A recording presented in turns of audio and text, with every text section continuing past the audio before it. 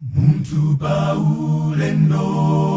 umatopa ukayandikira kwanu sumatopa umalimbika be kuyenda ndi mphamvu paka ukafike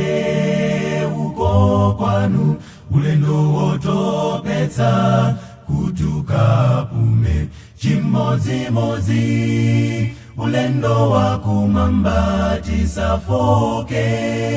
chifukwa tayandika tingafanane ndiyana mwali 10 asanopusa omwe anakanidwa chimodzimodzi ulendo wakumwamba tisafoke chifukwa tayandika tingafanane ndiyana mwali 10 asanopusa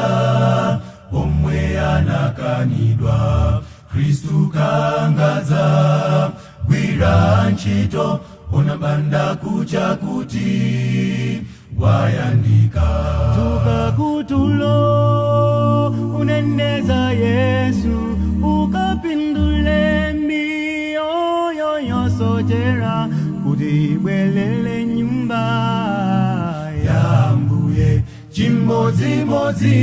ulendo wakumwamba tisafoke chifukwa tayandika tingafanane ndiyana mwali 10 asanopusa omwe anakanidwa chimodzimodzi ulendo wakumwamba tisafoke chifukwa tayandika tingafanane ndiyana mwali 10 asanopusa